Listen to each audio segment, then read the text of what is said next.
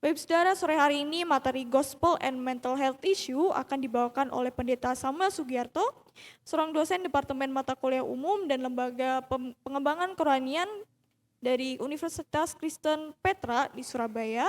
Selain itu juga co-founder dari Gerakan Apologetika Indonesia bersama dengan Pendeta Yakub Trihandoko beserta Bapak Bejoli. Dan beliau juga merupakan anggota dan pembicara dari Grace Alone Ministry. Pendeta Samuel Sugiarto pernah menempuh pendidikan di Sarjana Teologi dan Magister Teologi di Seminari Alkitab Asia Tenggara di Malang. Dan telah banyak menjadi pengkhotbah maupun narasumber seminar mengenai kekristenan di berbagai bagian daerah di Indonesia. Maka dari itu tidak berlama-lama lagi Bapak Saudara, mari kita undang Pendeta Samuel Sugiarto untuk menyampaikan sesi.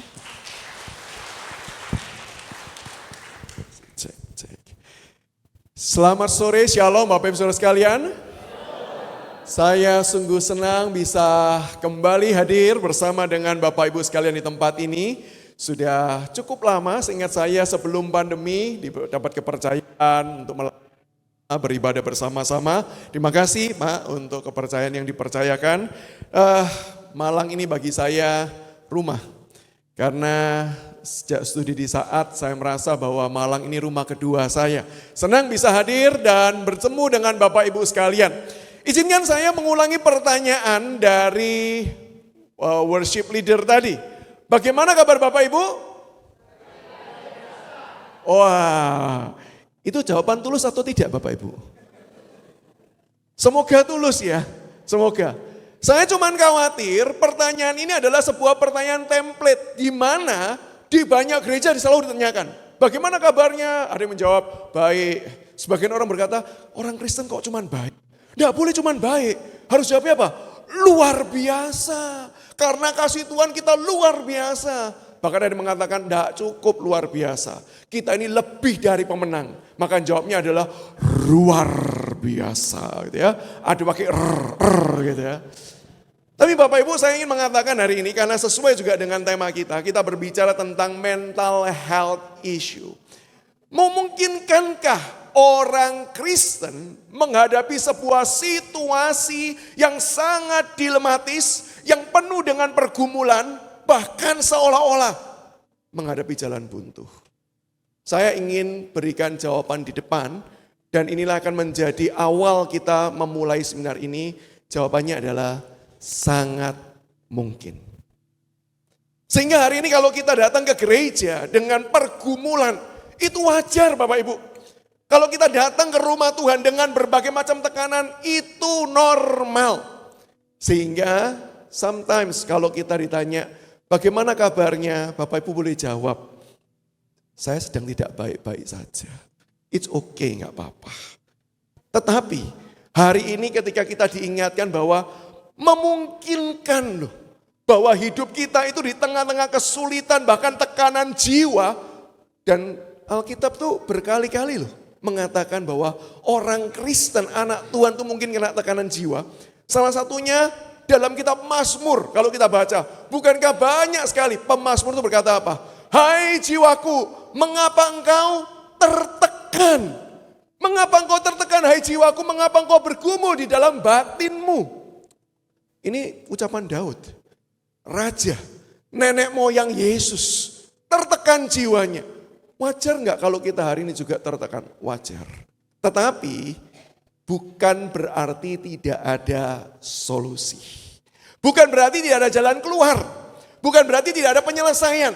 Maka itu kenapa tema kita bukan cuma sekedar mental issue, tetapi mental health issue. Jadi kita bisa nggak sehat? Bisa enggak kita di tengah-tengah pergumulan kita tetap bisa berkata gini, saya enggak baik-baik saja tapi saya cukup oke, bisa.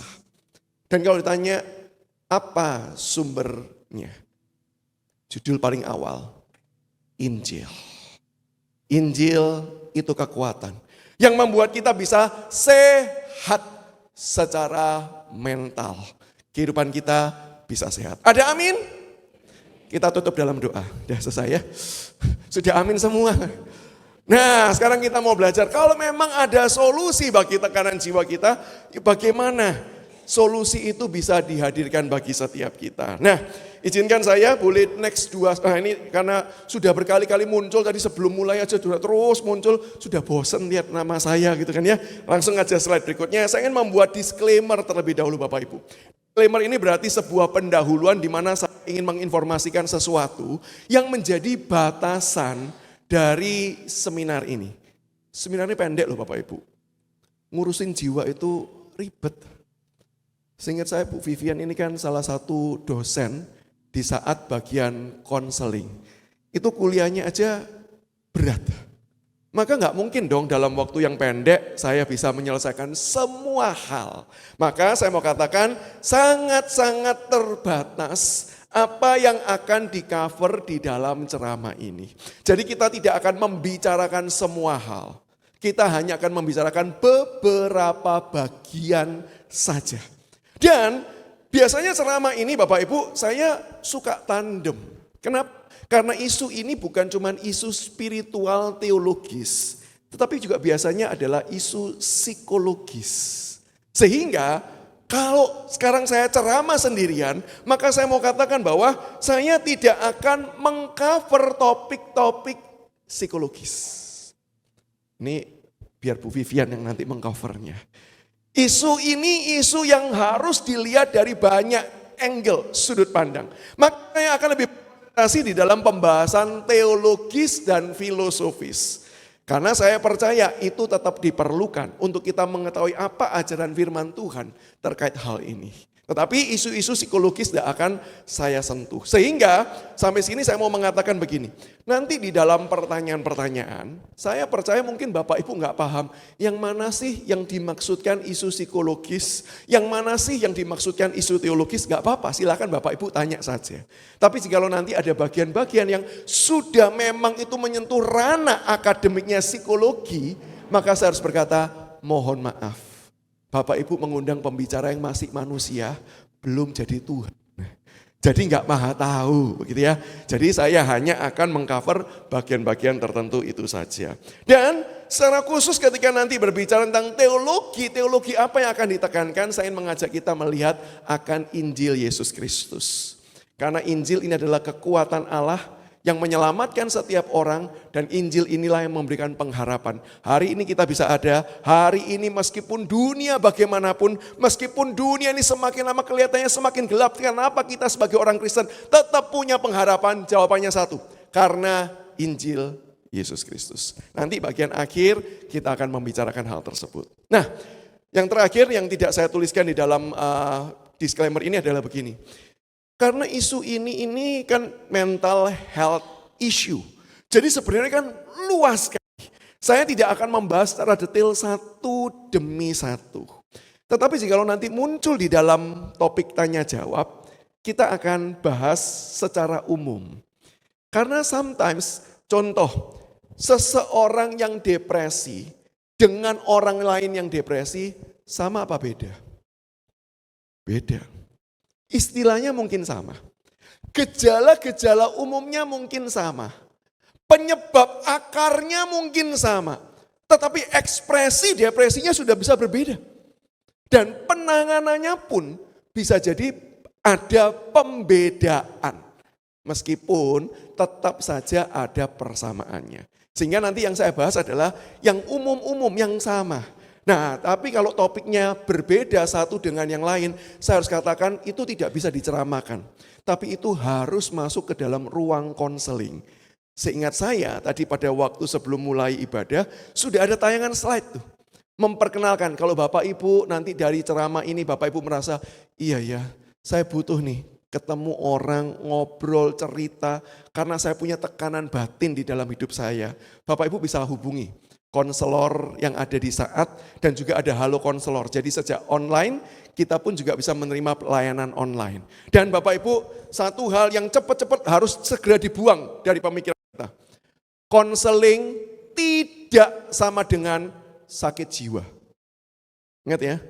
Jadi jangan bayangin gini, aduh saya malu Pak konseling. Kenapa? Berarti saya sakit jiwa ya? Loh tidak. Kalau kita mau luaskan definisi sakit jiwa Bapak Ibu, semua kita jiwanya sakit.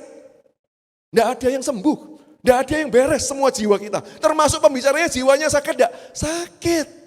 Kenapa? Semua kita sudah rusak karena dosa.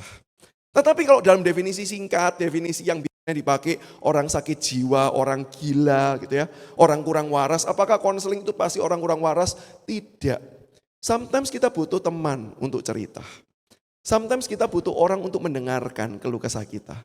Sometimes masalah yang sudah membelut kehidupan kita begitu rupa, kita tuh sudah nggak lagi bisa melihat ujung dan pangkalnya.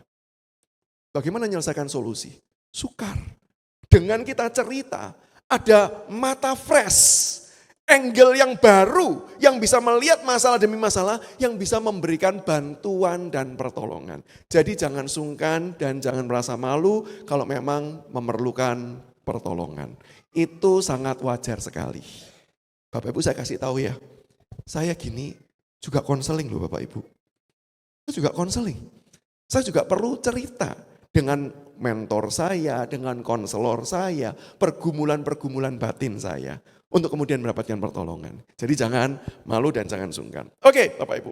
Nah saya mengajak kita melihat cakupan materi, kita sudah ada di introduksi saat ini. Dan nanti di dalam sesi pertama saya ingin memulai menjelaskan tentang relasi teologi dan psikologi. Karena ini menjadi fondasi dan dasar. Saya tidak akan berpanjang lebar karena ini bukan topik utama kita.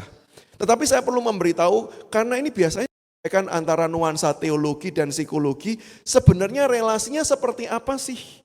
Karena sometimes ada orang yang menolak bahwa teologi kok gabung sama psikologi, nggak sesat tah?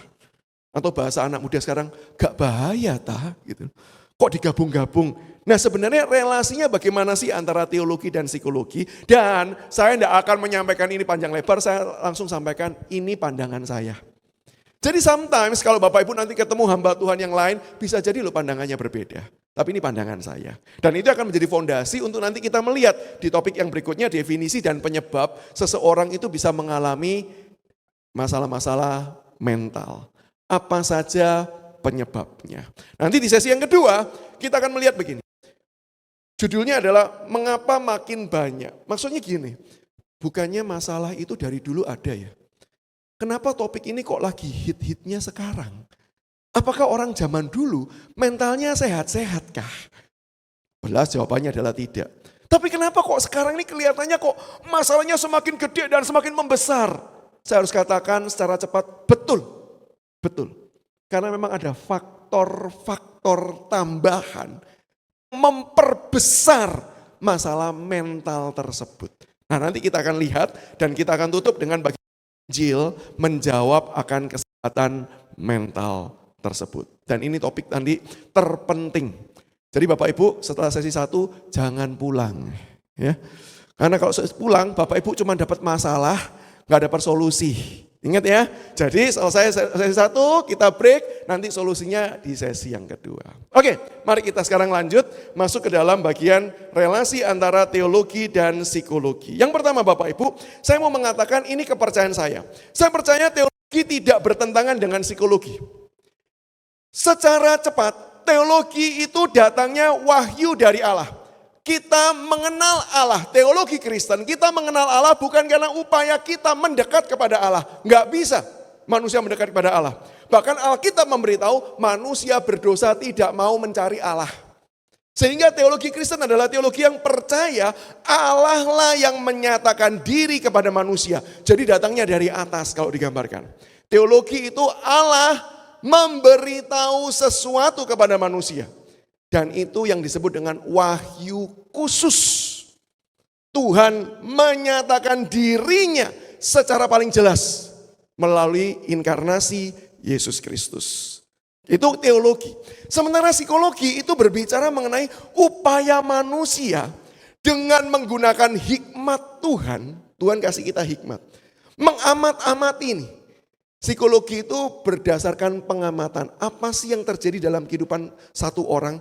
Diamati, ditelusuri, dievaluasi, dimonitoring, dicatat. Dibandingkan dengan satu dengan yang lain. Dari situlah kemudian ditemukan adanya persamaan-persamaan. Dan persamaan-persamaan itulah yang kemudian dijadikan sebagai sebuah teori. Jadi datangnya dari bawah. Tuhan tidak memberikan kita ilmu psikologi. Tuhan memberikan manusia hikmat untuk berpikir, untuk bekerja di dalam dunia ini sehingga menghasilkan ilmu yang namanya psikologi. Dan itu yang kemudian disebut sebagai wahyu umum. Dua-duanya datang dari Tuhan, enggak? Dua-duanya datang dari Tuhan. Yang satu Tuhan menyatakan diri langsung, yang satu Tuhan kasih hikmat. Tuhan berikan hikmat. Oke, sehingga bisa enggak psikologi dipercayai kebenarannya bisa sebagai wahyu umum. Nah, saya tegaskan perbedaan di sini bahwa tidak bertentangan, hanya berbeda area. Kalau teologi itu belajar tentang Tuhan. Teologi enggak belajar tentang psikologi, Bapak Ibu. Atau sederhananya begini, saya termasuk hamba Tuhan yang tidak terlalu cenderung suka untuk menggali dan menemukan sesuatu terkait psikologi dari Alkitab. Karena Alkitab itu sebenarnya tidak membicarakan tentang psikologi. Meskipun ada nuansa psikologisnya. Contoh, ini main tebak-tebakan ya. Tolong dijawab, kalau nggak dijawab saya pulang nih malam ini ya. Bapak Ibu kalau ingat ada nabi yang depresi, siapa namanya? Wah langsung benar jawabannya. Ibu yang benar makan siang gratis. Ikuti program pemerintah ya. Elia, kalau ditanya gini, Elia depresi enggak? Oh depresi, walaupun kata depresi enggak muncul loh dalam Alkitab. Tapi dari ciri-ciri dan gejalanya Elia itu mau mati. Lebih baik aku mati saja. Sudah pelayanan begitu rupa, lebih baik aku mati. Depresi enggak? Depresi. Cuman kalau kemudian dikatakan gini, apa depresinya Elia ini depresi seperti apa? Kliniskah? Depresi non kliniskah? Loh Alkitab enggak memberitahu. Alkitab itu cuma memberitahu bahwa Elia mengalami quote and quote depresi. Ini istilahnya adalah Alkitab mendeskripsikan gejala psikologis. Hanya deskripsi, tapi tidak mengajarkan apa-apa. Sama seperti gini, di Alkitab ada enggak? Laki-laki yang punya banyak istri. Namanya siapa? Samuel. Kaget saya. Salomo, ya cuman salah satunya kan Salomo kan. Sebenarnya banyak loh selain Salomo, gitu ya. Ini di surga Salomo, enggak tahu Salomo di mana ya. Ini lagi kenapa kok nama saya disebut lagi.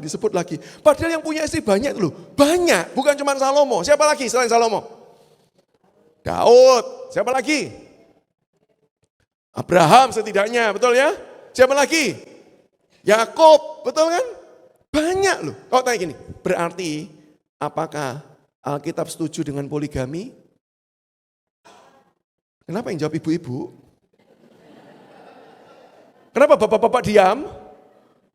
Saya berharap Pak, Bapak jawab benar Pak, mendukung poligami. Enggak, Alkitab cuma mendeskripsikan ada sebuah situasi di mana orang ini punya lebih dari satu istri. Tapi apakah Alkitab mengajarkan poligami? Tidak. Sama seperti Alkitab menulis depresi, menggambarkan depresi. Iya, Alkitab mengajarin enggak tentang depresi itu seperti apa, bagaimana solusinya? Tidak. Alkitab tidak menuliskan itu sebagai tujuan utama. Sehingga jangan belajar psikologi, saya tidak mau baca buku-buku yang lain. Karena psikologinya ini terlalu sekuler. Saya mau cuma dari Alkitab. Sulit sekali. Bahkan itu bisa jadi keliru. Demikian juga psikologi tidak bisa membicarakan tentang Allah.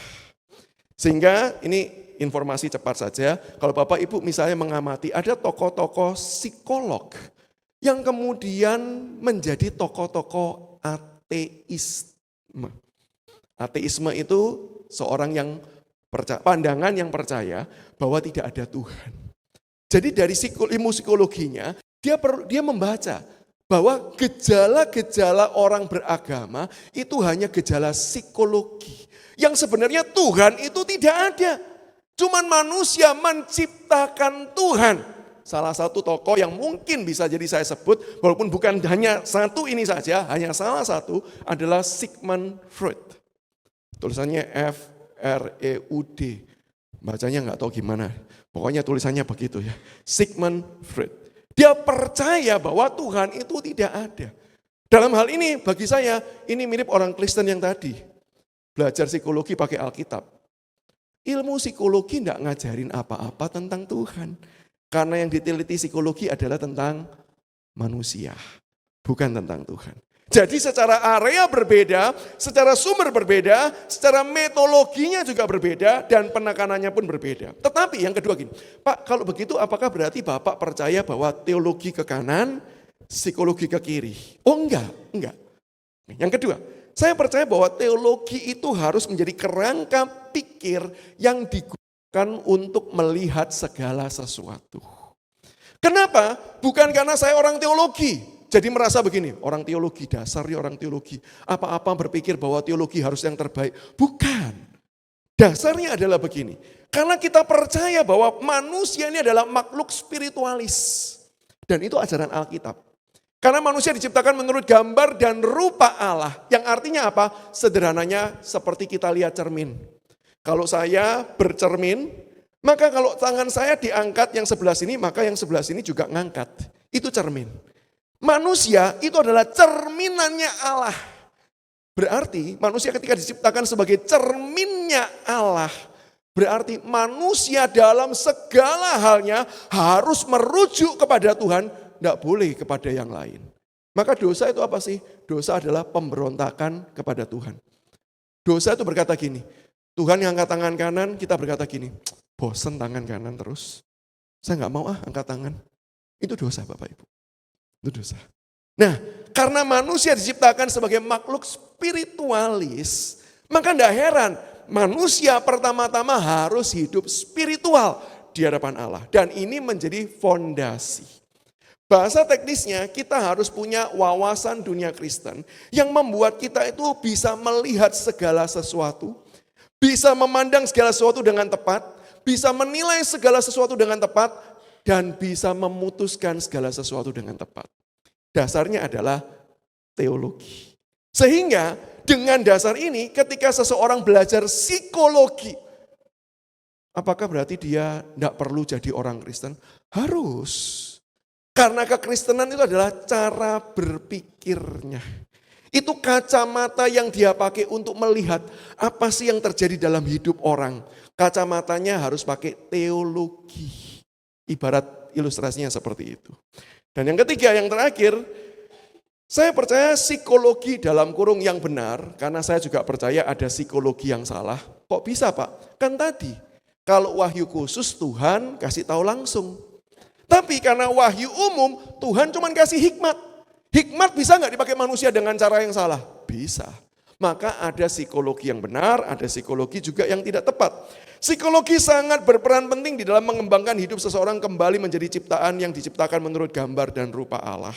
Atau dengan kata lain begini, saya percaya tanpa kita menggunakan ilmu psikologi yang benar dan yang tepat, kita tidak bisa menjadi gambar dan rupa Allah kembali yang utuh. Karena cuman spiritual doang. Spiritual itu pun kalau kita telusuri di dalamnya ada kandungan psikologinya. Gak bisa dilepaskan. Sederhananya begini. Bapak Ibu, tidak semua masalah hanya bisa diselesaikan dengan doa saja. Saya ulangi ya. Semua masalah tidak bisa hanya diselesaikan dengan doa saja. Tapi doa penting enggak? Penting dan harus. Tapi jangan berkata gini, Pak saya punya utang, saya tak doa ya sama Tuhan, biar Tuhan yang melunasi utang saya. Lunas enggak kira-kira? Oh kalau lunas Bapak Ibu orang Kristen paling enak. Utang aja, bayarnya tinggal doa. Dalam nama Yesus utangku lunas, lunas. Saya mau tanya, kalau kita ngutang kan berarti punya kebutuhan ya. Entah kebutuhan, entah keinginan. Saya nggak mau mengatakan yang keinginan, karena keinginan itu salah. Tapi kalau kita ngutang karena kebutuhan, karena terdesak dan ini harus dibayar, harus mengeluarkan, berarti kita utang karena kebutuhan. Berarti bagaimana solusinya dengan utang tersebut? Perlu doa enggak? Doa. Doanya apa? minta hikmat sama Tuhan. Memanage keuangan yang baik. Minta hikmat sama Tuhan. Belajar memetakan keuangan dengan tepat. Tapi perlu kerja enggak untuk bayar hutang? Perlu duit enggak buat bayar hutang? Perlu. Jadi bukan cuma doa kan? Perlu kan ilmu-ilmu yang lain? Nah, kira-kira seperti itu. Psikologi diperlukan enggak? Diperlukan. Untuk apa? Kita bisa kembali menjadi ciptaan yang diciptakan kembali menurut gambar dan rupa Allah. Salah satu ilmu yang terkait adalah psikologi. Nah, ini pandangan saya. Nah, dengan dasar ini Bapak Ibu, maka yuk sekarang kita coba lihat nih. Waktu saya pendek, jadi saya akan mengajak kita belajar coba cara cepat terkait tentang definisi ini. Bapak Ibu, akhir-akhir ini banyak anak muda yang suka berkata begini. Aduh, aku kena mental. Yang muda-muda rasanya yang tahu. Bapak Ibu pernah dengar enggak ada anak muda berkata, aduh aku kena mental. Atau mungkin kalau bagi Bapak Ibu, mungkin istilahnya gini, stres aku. Nah, siapa yang sering ngomong stres aku? Gitu. Nah, pertanyaannya berarti kalau kena mental, stres, pertanyaannya gini, mental itu apa sih? Nah, dilihat dari wajah Bapak Ibu, saya tafsirkan ya jawabannya ya. Mental itu apa? Gak tahu Pak. Pokoknya mental ya mental Pak. Seringkali kita itu menggunakan istilah tanpa kita itu paham maksudnya apa. Ini berbahaya. Berbahaya apa? Khususnya ketika kita membicarakan tentang kesehatan mental. Tanpa kita tahu apa sih maksud mental, kita tahu enggak kesehatan mental itu apa? Kita tahu enggak titik akhir yang disebut mental yang sehat itu seperti apa? Enggak tahu loh. Maka saya ingin mengajak kita hari ini cuman intro saja, bukan sesuatu hal yang mendalam. Dan saya sudah cek sama malaikat di surga, nggak ada kuis ini sebelum masuk ke surga. Jadi ini dengarkan saja untuk wawasan kita, nggak perlu dihafal. Ya, apa sih mental itu? Nah kali ini mau tidak mau saya harus menyinggung nih, karena biasanya mendefinisikan mental itu pertama-tama adalah ilmu psikologi. Maka izinkan saya mengutip nih. Tulisan dari American Psychological Association atau yang disingkat jadi APA. Apa itu mental? Berdasarkan apa? Yaitu American Psychological Association. Mental itu adalah sebuah proses of the mind. Sebuah proses dari, kalau diterjemahkan bahasa Indonesia jadinya pikiran. Benarnya ini merupakan sebuah terjemahan yang tidak tepat dan bisa mengarahkan kita kepada konsep yang keliru. Mental itu tidak hanya berbicara mengenai intelektual. Tidak. Mental itu dikatakan apa? Process of the mind including termasuk cognition. Berarti bicara tentang kognisi. Bicara tentang kemampuan berpikir. Perception, bagaimana cara kita memandang segala sesuatu. Itu persepsi. Ada orang lihat, aduh orang itu kok menakutkan. Padahal cuma dia diem loh. Orang itu tidak mengancam. Tapi kita pernah enggak dalam kondisi kita ngelihat orang dan kita langsung merasa gini, kok rasanya bahaya ya? Berarti kita sedang berpersepsi. Apa yang kita lihat, kita tafsirkan. Jadi ada ilmu kognisi juga di dalamnya. Emosi dan juga volition, yaitu juga ada keinginan, ada kemauan, ada kehendak. Sehingga tidak heran Bapak Ibu, maka yang disebut mental itu ada 3 fungsi. Fungsi kognitif, ada fungsi di dalam pikiran kita. Yang kedua ada fungsi emosi, dan yang ketiga fungsi perilaku. Atau dengan kata lain saya bisa mengatakan, berbicara tentang mental, sebenarnya berbicara tentang kehidupan kita secara utuh. Itu mental. Maka kenapa isu mental ini naik daun? Karena begitu misalnya contoh sederhana, orang mau bunuh diri. Dikatakan punya problem mental. Kenapa ujung-ujungnya bunuh diri Bapak Ibu? Karena mental membicarakan tentang keutuhan hidup. Bukan cuma satu bagian saja. Tapi keseluruhan hidup kita. Mulai dari pikirannya terganggu, hatinya terganggu, emosinya terganggu, kehendaknya juga terganggu. Ini bicara keutuhan hidup. Maka tidak heran orang yang stres, orang yang depresi, Bisa enggak jatuh kepada satu isu, yaitu namanya self-harm. Menyakiti diri sendiri, bisa. Kenapa? Karena ini bicara tentang keseluruhan hidup, bukan satu bagian. Sekarang ini cukup banyak orang yang mengalami masalah ini Bapak Ibu. Saya tidak pernah sih, ini tidak pernah bukan berarti tidak ada ya. Saya cuma mengatakan saya tidak pernah di dalam pengalaman hidup saya yang terbatas ini berjumpa orang yang seusia saya ke atas yang melakukan self-harm secara rutin. Tetapi saya sudah mendapati sangat banyak anak usia 30 tahun ke bawah yang melakukan self-harm. Beberapa melakukan di lengan. Dan mereka merasa terpuaskan, terteguhkan ketika mereka sudah menyakiti diri sendiri. Ada yang pakai silet. Ada yang cuma sekedar pakai kuku Bapak Ibu. Terus ditekan sampai keluar darah. Dan begitu sudah keluar darah, baru tekanan jiwanya itu reda. Ada orang yang tidak melakukan di tangan, bukan karena apa-apa, takut ketahuan. Karena begitu ketahuan, langsung diminta, kamu sakit jiwa ya, ayo konseling. Nah itulah makanya tadi saya perlu tekankan di awal.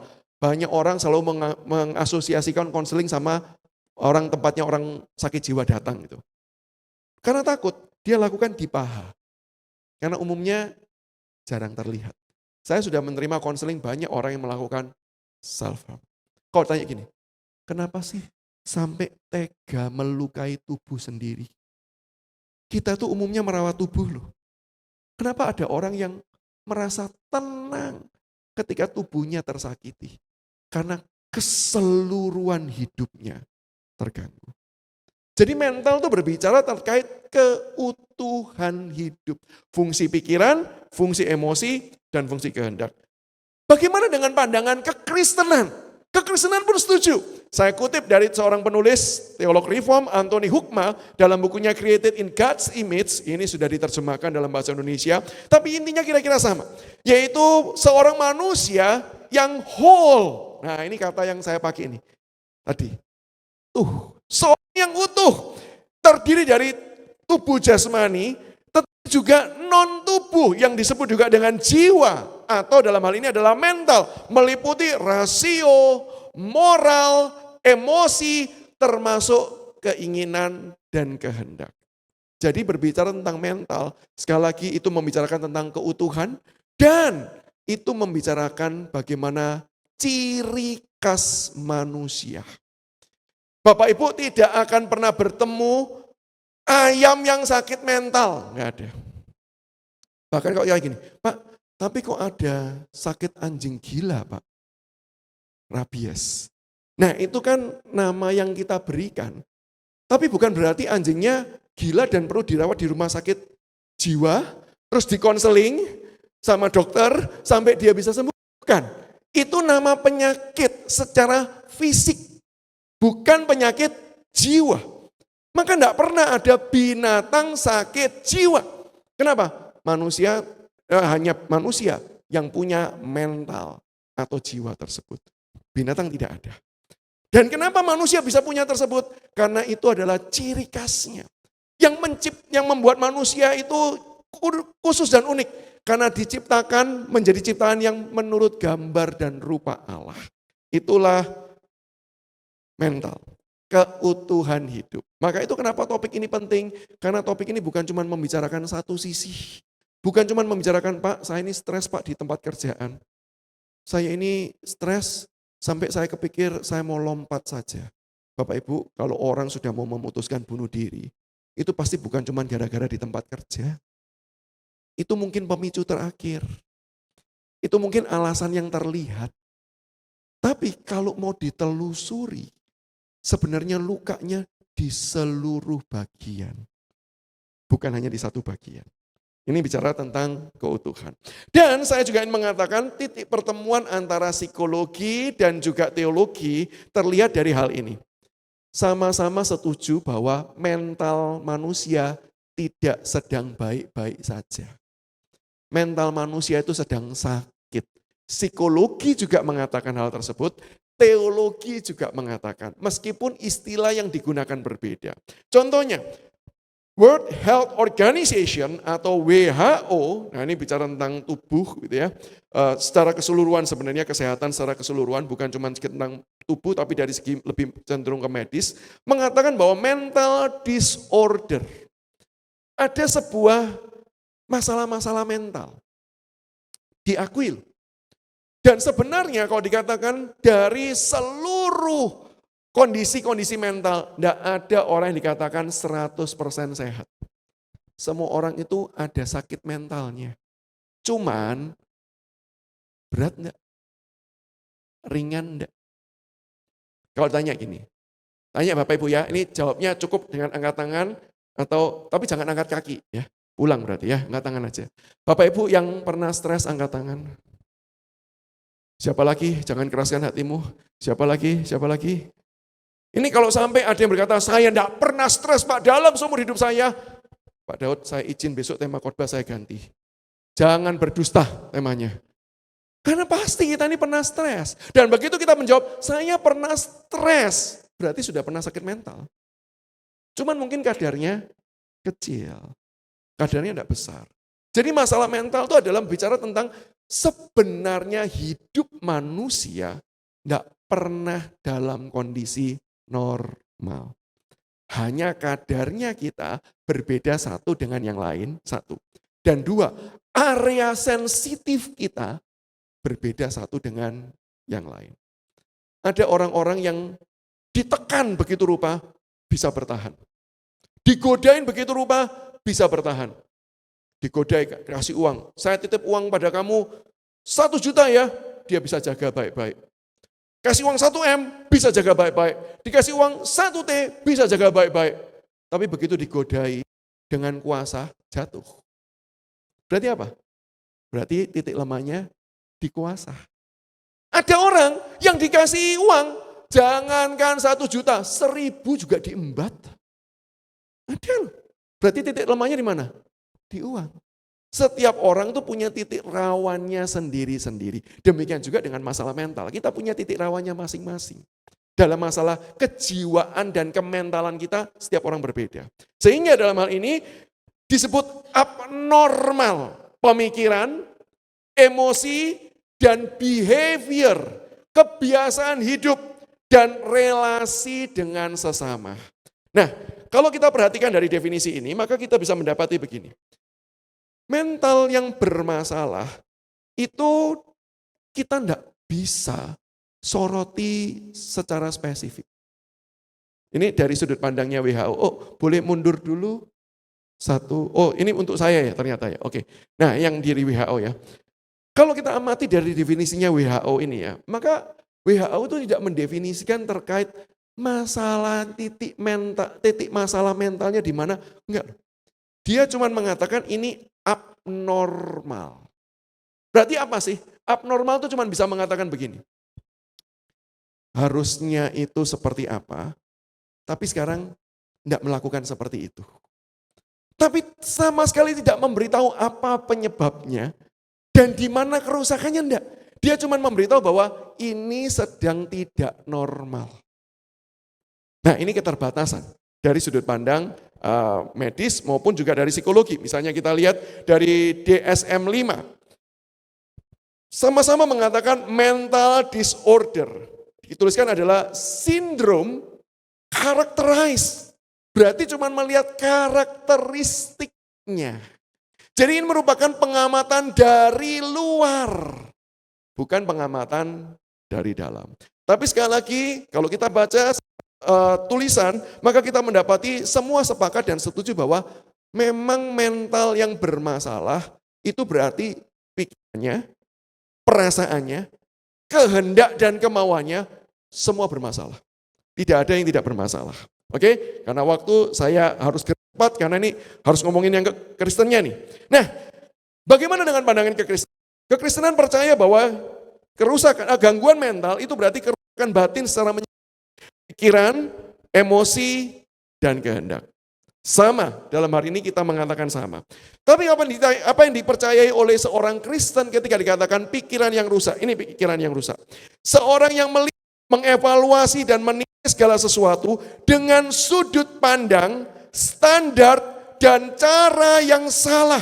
Sehingga menghasilkan pemikiran yang berbeda dan bertentangan dengan pemikiran, rencana, dan ketetapan Tuhan. Teologi melihat masalah mental dari sudut pandang pikiran, berarti begini, bukan orangnya nggak bisa berpikir, bisa berpikir. Tapi pemikirannya menggunakan cara pandang yang berbeda dengan cara pandangnya Tuhan. Menggunakan standar yang berbeda dengan standarnya Tuhan. Menggunakan cara yang berbeda dengan caranya Tuhan. Dan itu dikatakan itulah masalah mental. Ketika kita memakai pikiran kita bertentangan dengan Tuhan. Saya kasih contoh cepat Bapak Ibu. Salah satu contoh masalah mental dalam aspek pikiran. Kalau kita amati orang Israel ketika keluar dari tanah Mesir menuju ke tanah Kanaan. Bapak Ibu, orang Israel itu suka marah-marah sama Tuhan. Itu masalah mental loh, dari definisi ini. Kenapa masalah mental? Kenapa sih mereka marah? Bahkan ada tulisan yang menuliskan begini dalam kitab Keluaran. Lebih baik kami ini mati di Mesir. Kenapa sih kamu bawa pergi ke padang gurun untuk kami mati di padang gurun kah? Perhatikan kata-kata itu. Loh, kenapa kok orang Israel marah sama Musa dan juga marah kepada Tuhan dan berkata, kami ini disuruh mati di padang gurun kah? Kenapa kok mereka percaya mereka bakal mati? Karena kesulitan-kesulitan. Entah ngadepin laut, enggak punya kapal, belakang musuh, entah enggak ada makanan, entah enggak ada minuman. Mereka berpikir dengan masalah-masalah tekanan hidup yang terjadi, mereka ini pasti mati. Bapak Ibu, kalau kita pikir baik-baik, ini orang Israel, pikirannya enggak benar. Kenapa pikirannya enggak benar? Betul enggak sih ada masalah? Betul. Betul enggak? Depan laut, belakang tentara Mesir yang menyerang. Betul. Betul enggak ada makanan? Betul. Betul enggak ada air minuman? Betul. Tapi faktanya bukan cuma itu saja. Faktanya apa? Ada satu fakta yang mereka tutupi, mereka enggak mau lihat. Apa itu? Tuhan beserta mereka. Dan Tuhan yang beserta mereka, Tuhan yang sudah menunjukkan kepada mereka, Dia yang menguasai hidup dan mati. Buktinya apa? Tulah ke-10. Anak sulung semuanya mati kecuali orang Israel yang rumahnya diberikan olesan darah. Dari situ Tuhan mau menunjukkan apa? Hidup dan mati seseorang di tanganku. Buktinya apa? Apa hubungannya Bapak Ibu? Coba pikir baik-baik ya. Apa hubungannya darah kambing sama anak itu bisa hidup? Hubungannya apa? Apakah darah kambing itu mengandung vitamin anti kematian? Enggak kan? Kenapa kok darah binatang bisa membuat manusia hidup? Sebenarnya enggak ada relasi. Cuman satu, Tuhan memberikan makna di dalamnya. Kenapa darah itu bisa menyelamatkan? Bukan darahnya, tapi firman Tuhannya. Tuhan yang kasih tahu, kamu oleskan. Ini cara yang aku berikan buat kamu. Berarti siapa yang memberikan kehidupan? Tuhan. Jadi sekarang coba, kalau kita mau pakai pikiran yang sehat, mental yang sehat, pikiran yang sehat adalah begini. Semua fakta harus didata. Ada kesulitan? Ada. Jangan pernah mengingkari kesulitan. Ada tekanan? Ada. Ada Tuhan enggak? Kalau Tuhannya ada, dan kalau Tuhannya berkuasa, maka meskipun ada kesulitan, meskipun ada tekanan, perlu khawatirkah? Sehingga hari ini kalau kita punya masalah, aduh saya khawatir ini, khawatir itu, masalah mental kan. Kenapa masalah mentalnya bisa terjadi? Pikirannya. Kita tidak mendata fakta-faktanya secara tepat. Kita menutup mata untuk satu fakta paling penting. Ada Tuhan. Kita mengabaikan itu. Ini masalah pikiran. Berikutnya, masalah yang contoh depresi ini ya, tidak melihat adanya peluang, kesempatan atau harapan. Padahal loh, kalau berbicara harapan ya, Tuhan itu berikan manusia harapan sejak dari awal. Saya jelaskan secara teologis cepat saja. Bapak Ibu, Efesus menuliskan begini. Allah memberikan jalan keselamatan sebelum dunia diciptakan. Atau istilah teologisnya adalah predestinasi. Pertanyaannya, kenapa? Saya beritahu salah satu alasannya adalah begini. Untuk memberitahu manusia bahwa tidak pernah manusia hidup tanpa pengharapan di dalam Tuhan.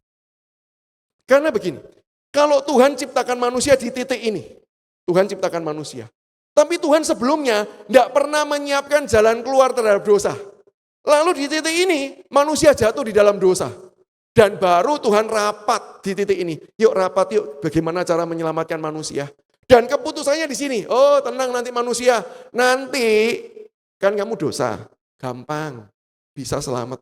Nanti Yesus Kristus turun buat kamu, selamatkan kamu, beres. Solusinya bisa sama, tapi hasilnya bisa beda loh. Kenapa bisa beda? Karena dari titik ini, kejatuhan manusia, sampai titik manusia dapat solusi, berarti ada masanya manusia tidak punya pengharapan. Bisa paham? Ada masanya, dari sini, jalan ke sini, manusia tidak tahu solusinya apa nih. Allah masih rapat. Dan semoga rapatnya Allah Tritunggal nggak kayak rapat majelis, yang bisa berbulan-bulan begitu ya. Nah sampai di sini, baru manusia punya solusi. Berarti sempat loh manusia nggak punya solusi. Tapi Tuhan mengatakan sebelum diciptakan di sini. Ini bayangannya di sini ya. Allah sudah kasih jalan keluarnya. Masalahnya belum ada, jalan keluarnya sudah ada. Supaya apa?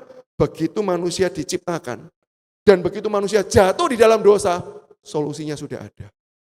Berarti apa? Sejak manusia jatuh, manusia pun jatuh di tangan Allah yang menopang hidupnya. Perlu khawatirkah kalau kita punya Allah yang seperti itu? Nah ini masalah pikiran ya. Lanjut.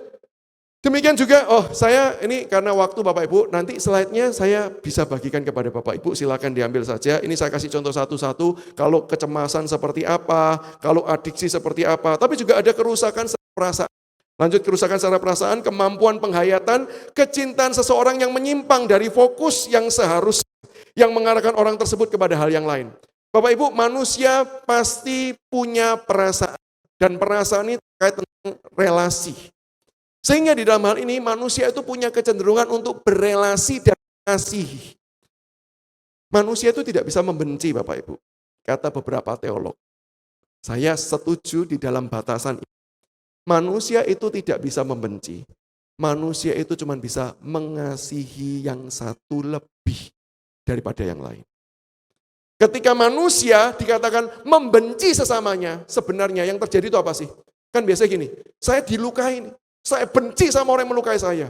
Sebenarnya maksudnya begini, saya mencintai diri saya, kenyamanan saya, kesenangan saya lebih dari saya mengasihi dia.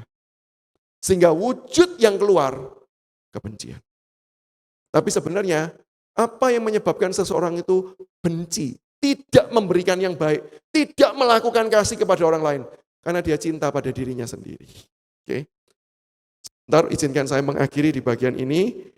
Jadi ketika manusia itu dikatakan gangguan mental adalah kecenderungan hatinya itu tidak lagi kepada hal yang benar.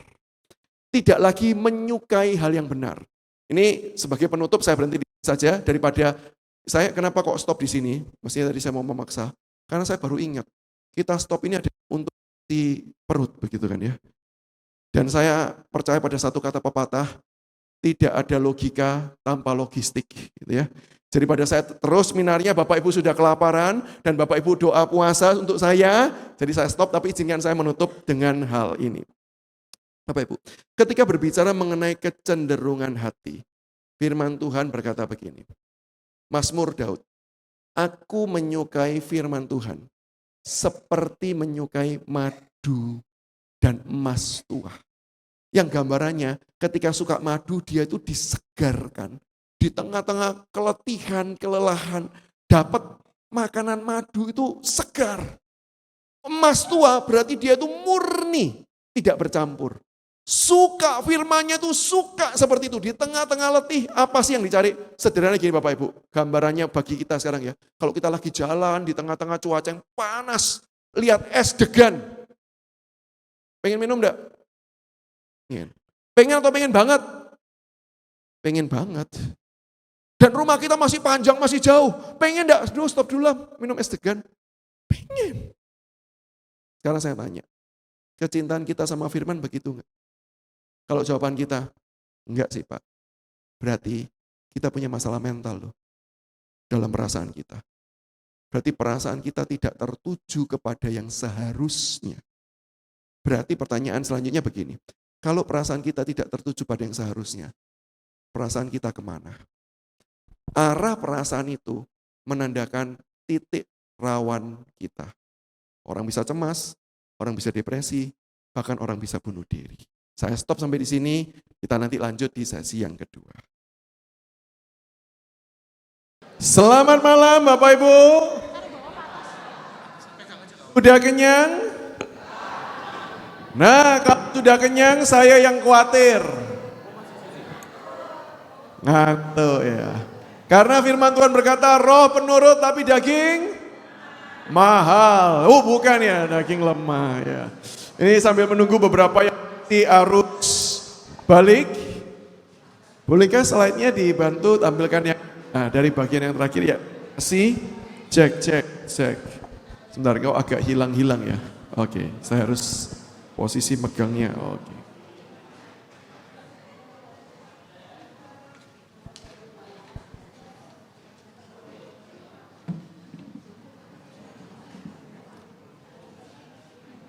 Tadi kita sudah masuk di dalam berbicara kerusakan pikiran. Sekali lagi saya berikan review, kita membahas apa sih mental. Mental bukan satu bagian dari hidup, tidak. Meskipun beberapa orang menamai, ada intelektual, ada mental. Seolah-olah kalau mental nggak ada intelektual. Sebenarnya pembagian itu adalah pembagian yang tidak tepat. Lagi ya, yang di kita bahas, cek, boleh saya tukar mic aja. Tes, cek, oke.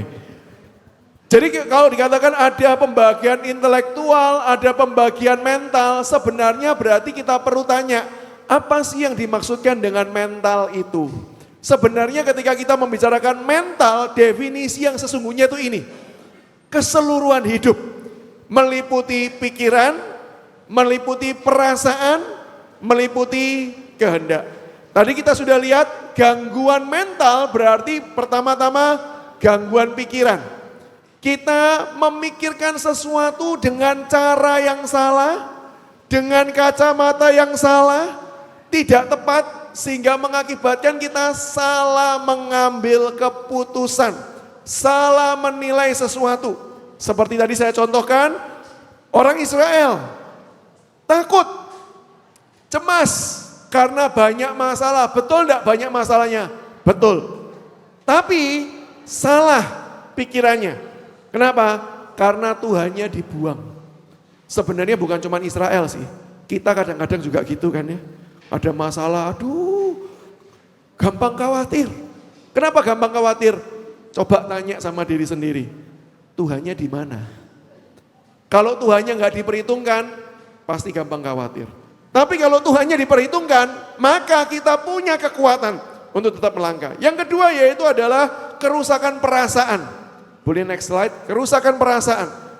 Berbicara tentang perasaan kita, harusnya hati kita itu terarah kepada apa yang Tuhan inginkan dan apa yang Tuhan itu maui. Bapak Ibu pasti pernah membaca di dalam teks Alkitab yang berkata begini, barang siapa mau mengikut aku, ia harus menyangkal diri, memikul salib, mengikut Tuhan. Maksudnya aku tadi bukan Samuel ya, akunya itu Tuhan Yesus ya. Tahu enggak, apa sih artinya menyangkal diri? Menyangkal diri itu bukan seperti ini. Bapaknya ini hebat ya. Oh bukan saya. Itu bukan menyangkal diri Bapak Ibu. Seringkali yang seperti itu tuh munafik justru. Orang yang berkata, wah luar biasa ya, khotbahnya ya, luar biasanya suaranya. Oh bukan. Padahal dalam hati, lagi gitu ya. Itu bukan menyangkal diri. Menyangkal diri itu juga bukan seperti orang diet Bapak Ibu. Banyak orang itu diet, tapi sebenarnya hatinya nggak diet. Buktinya apa? Saya kasih contoh ya.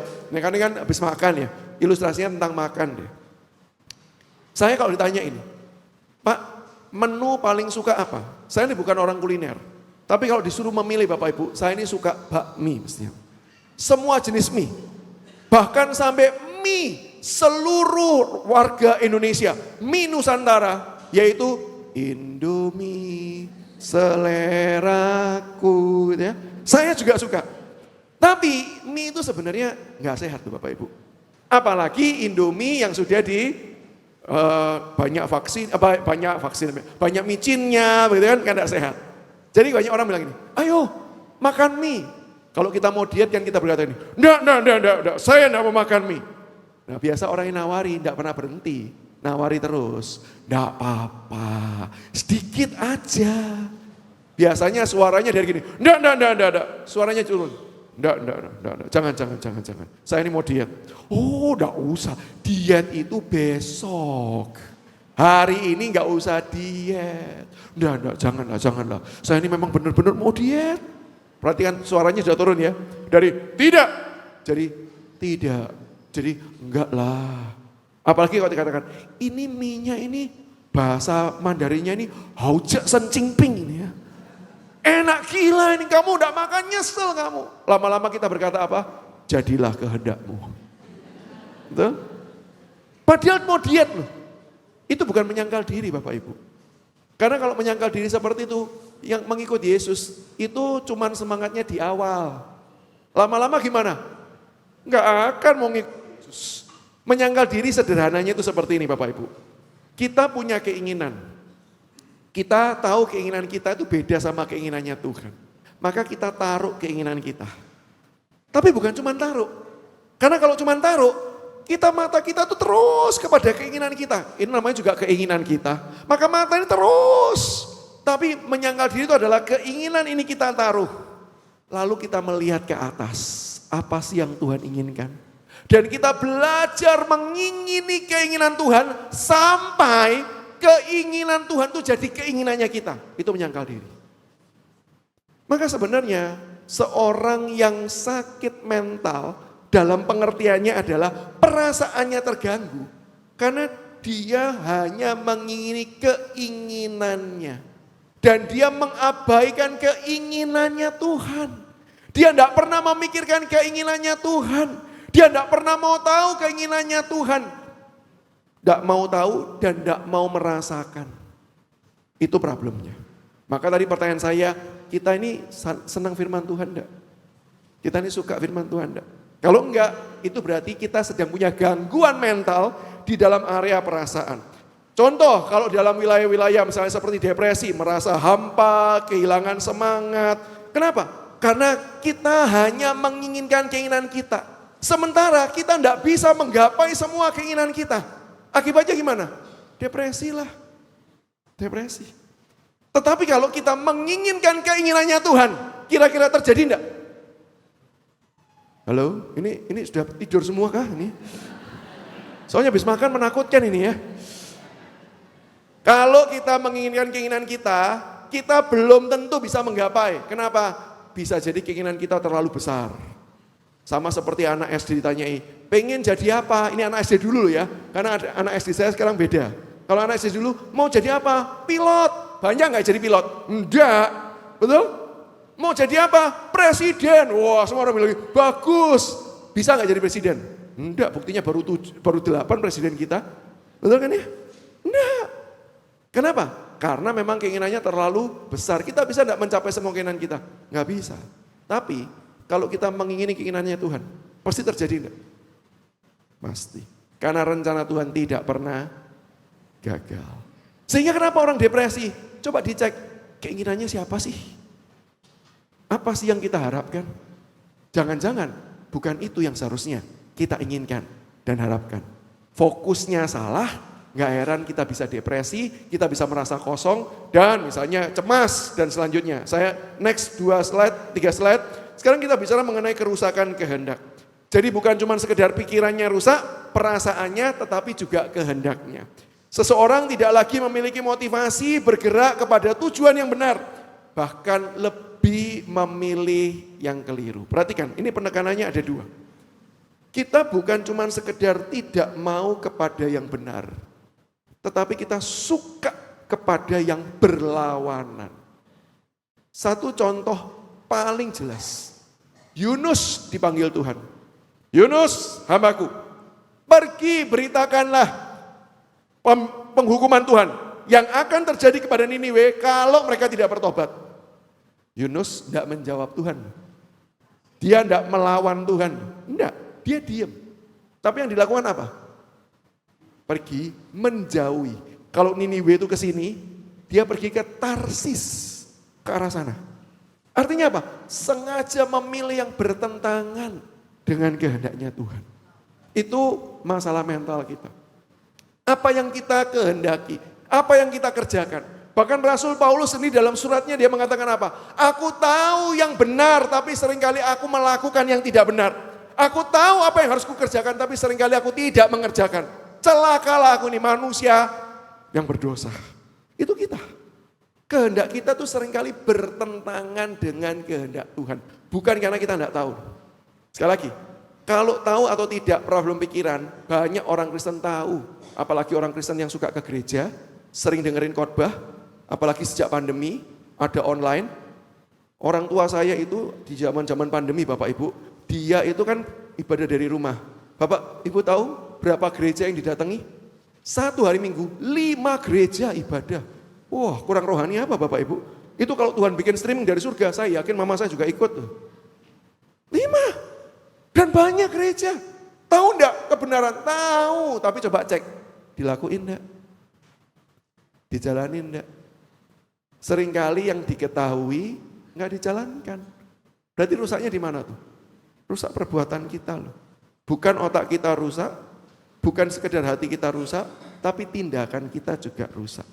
Nah, berarti orang yang seperti ini dengan definisi mental itu bicara tentang pikiran, hati dan kehendak yang menjadi satu utuh.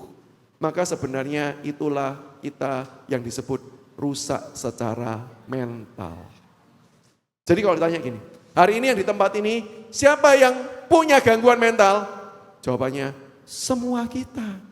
Termasuk yang nyampaikan, betul.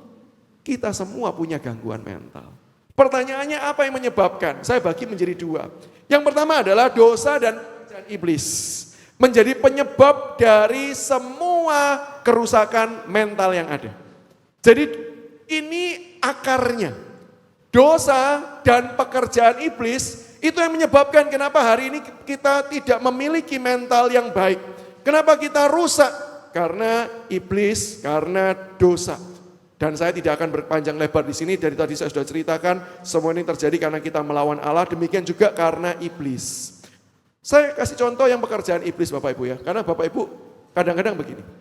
Ini sebelum ditanya, saya kasih pertanyaan buat diri saya sendiri, lalu saya jawab sendiri. Enak ya? Jadi pendengarnya gini, tanya-tanya sendiri, jawab sendiri kan ya. Pak, kerasukan setan itu termasuk bagian dari gangguan mental enggak?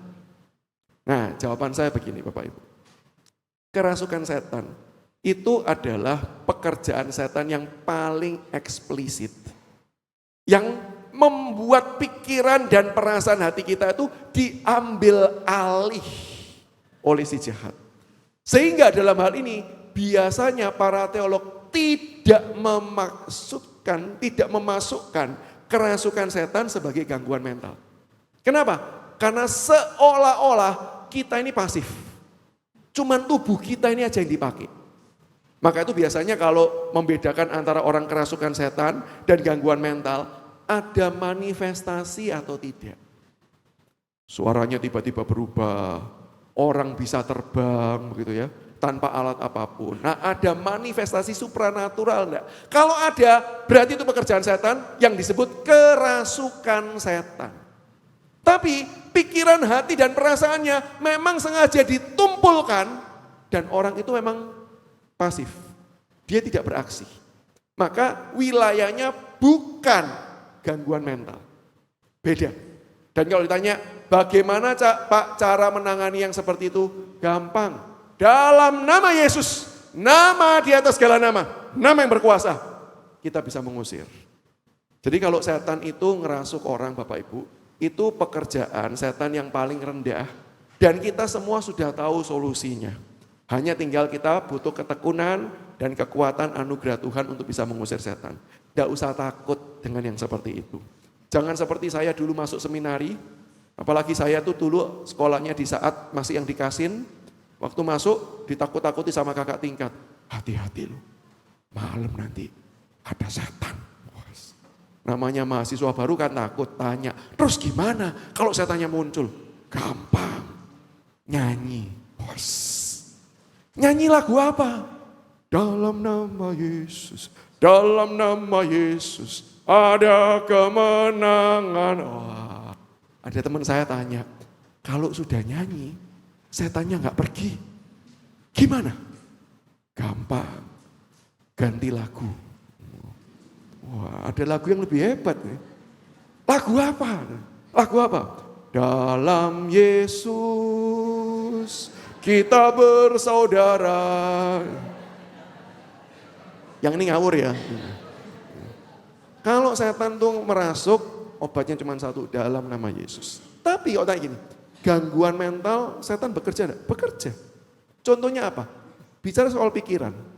Banyak enggak di antara kita merasa gini, aku ini enggak berguna. Enggak ada orang menginginkan aku. Itu pikiran datang dari mana? Pikiran datang dari si jahat. Si jahat itu bisa mendatangkan itu dari berbagai macam hal. Itu adalah kebohongan-kebohongan yang kita percayai. Banyak di antara kita mempercayai kebohongan-kebohongan tersebut.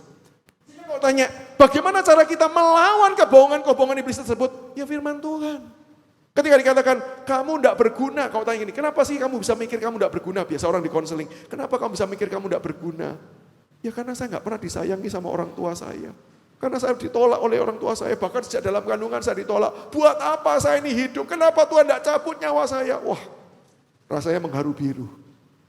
Kau tanya, sebenarnya apa yang diperlukan dia? Itu kebohongan. Karena firman Tuhan berkata apa? Setiap orang yang lahir itu ditenun oleh Tuhan sendiri. Mazmur Daud. Tuhan menenun. Suami istri nikah punya anak, kaget enggak? Tes, hamil, kaget kan berarti? Berarti kalau kaget, itu keinginannya siapa? Hamil. Loh, suami istri memang ingin? Iya memang ingin. Tapi kalau sampai hamil tuh kaget, berarti anak itu ada karena keinginannya siapa? Yang ngasih. Tuhan. Maka Tuhan enggak pernah kaget, Tuhan enggak pernah gini, loh kok hamil? Enggak pernah. Yang kaget itu kita. Karena memang bukan usaha kita. Paham ya? Jadi anak itu ada karena apa? Tuhan pingin. Orang tua bisa nggak pingin. Orang tua bisa tolak. Tapi Tuhan nggak pernah nolak. Kenapa? Karena kalau jadi, itu berarti Tuhan mau. Dua, bukan cuma jadi Tuhan mau. Kedua, bukankah Tuhan menebus dengan darah yang mahal? Darah Yesus Kristus. Darah yang nggak tergantikan dengan apapun. Emas dan perak nggak bisa membayarnya. Berarti nilai hidup kita didasarkan dari apa? Bukan dari seberapa orang tua kita nerima. Bukan seberapa lingkungan kita menghargai. Tapi dari pengorbanan Yesus di atas kayu salib. Kalau Yesus sudah mati buat kita, berarti apakah Tuhan menginginkan kita? Iya. Karena Tuhan ingin kita. Tuhan tidak ingin kita dihukum dengan kekal. Maka Tuhan korbankan dirinya supaya kita masuk di dalam persekutuan dengan Tuhan. Bukannya berarti Tuhan ingin. Berarti kalau tanya gini, tidak ada orang yang inginkan aku. Bohong enggak? Oh, itu kebohongan yang kita percayai. Harusnya kalimat yang betul adalah seperti ini. Saya memang tidak diinginkan oleh banyak orang. Tapi satu-satunya yang paling penting dalam hidup saya, yang menginginkan saya ada. Dialah Tuhan. Depresi enggak? Bukankah orang itu punya pengharapan? Harapannya kokoh di dalam Injil. Nah, Itulah maka itu kita perlu hati-hati terhadap pekerjaan si iblis. Tapi yang kedua Bapak Ibu, kalau kita melihat ada faktor internal. Ada penyebab, kalau tadi itu akarnya. Jadi semua gangguan mental itu disebabkan oleh dosa dan pekerjaan iblis. Tapi kok tanya gini, apakah berarti iblis itu secara aktif terus-menerus menyebabkan orang itu gangguan mental? Jawabannya adalah bisa jadi iya, bisa jadi tidak. Sometimes iblis pakai cara-cara yang lain untuk menyebabkan ada gangguan-gangguan mental itu terjadi dalam kehidupan orang. Contohnya apa? Contohnya yang pertama, dosa menyebabkan adanya masalah di dalam tubuh jasmani sehingga masalah genetik, kondisi medis itu bisa menyebabkan seseorang mengalami gangguan mental. Hormonal yang berubah. Itu karena fisik kita. Hidup di dalam tubuh yang rusak. Tubuh keberdosaan. Tubuh yang tidak sempurna. Sehingga tidak heran masalah-masalah fisik bisa tidak mempengaruhi gangguan mental, gangguan pikiran, gangguan perasaan. Iya. Orang yang berubah hormonnya bisa jadi moodnya gampang berubah. Kadang-kadang sedih, kadang-kadang senang. Dan itu biasanya ada istilah medisnya yang disebut dengan sakit mental. Kenapa seperti itu? Masalah hormonal. Nah kalau masalah-masalah seperti ini bagaimana cara penanganannya? Jelas Bapak Ibu perlu didoakan pasti. Tapi jangan kemudian gini, dalam nama Yesus hormon-hormon bekerjalah kembali seperti semula. Ya tidak Bapak Ibu, tentu dong boleh pakai obat. Kenapa? Karena itu bicara di dalam tubuh, di mana Tuhan sudah kasih yang hikmat. Manusia punya hikmat, manusia buat obat untuk menolong semua gejala-gejala tersebut. Tapi ada penyebabnya adalah karena masalah medis, masalah genetik itu juga bisa. Tetapi juga ada masalah ini, lingkungan. Masalah lingkungan, masalah pengalaman traumatis, tekanan-tekanan dari lingkungan, next slide.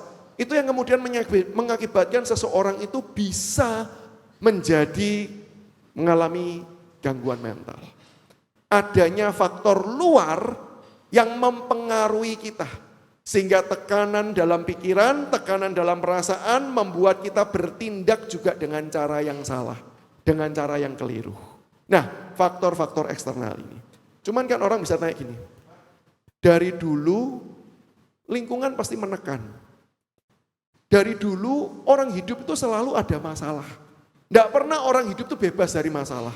Kenapa sekarang masalah mental itu semakin menjadi-jadi? Saya harus cukup fair memberitahu begini Bapak Ibu. Satu, bisa jadi loh kalimat ini adalah kalimat yang tidak tepat. Kenapa? Karena pengukuran kita adalah apa yang kita dengar, apa yang kita ketahui. Maka kita berkata gini, sering semakin banyak nih kita dengar orang itu sakit jiwa, gangguan mental, semakin banyak yang kita dengar. Betul kalau semakin banyak yang kita dengar. Kenapa kita bisa mendengar semakin banyak? Karena teknologi sudah canggih. Zaman dulu pakai koran harus nunggu H+1 peristiwa baru tahu kejadian.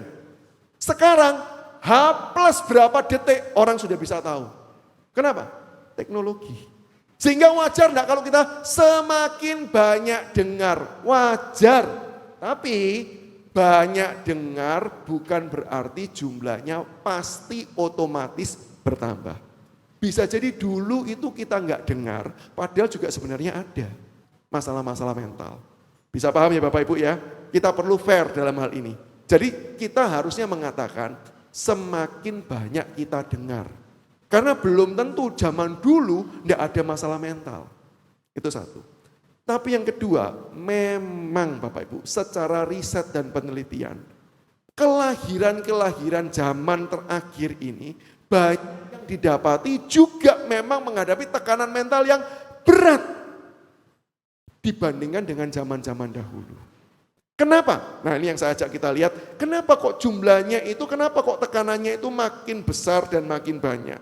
Alasan yang pertama adalah ini Bapak Ibu, kegagalan relasi dan pendidikan dalam keluarga. Bapak Ibu memang belum ada riset yang bisa mengetahui 100%. Tetapi mayoritas dari pengalaman konseling yang saya lakukan, semua orang, semua bukan sebagian ya, yang konseling dengan saya, semua yang bermasalah dalam masalah mentalnya, entah pikirannya, entah perasaannya, entah gabungannya, yang mengakibatkan macam-macam ekspresinya, entah mau bunuh diri lah, entah self harm lah, entah kemudian macam-macam tindakannya lah. Karena faktor lingkungan. Khususnya relasi keluarga yang tidak sehat. Dan Bapak Ibu tahu, ini memang cara kerja si iblis. Merusak dari bagian unit terdalam keluarga. Maka itu kenapa kita harusnya sekarang mulai aware dengan keluarga. Keluarga tidak bisa dianggap remeh. Keluarga yang bermasalah pasti menghasilkan anak yang bermasalah. Jangankan keluarga yang bermasalah, keluarga yang baik-baik saja anak bisa bermasalah. Apalagi keluarga yang tidak sehat.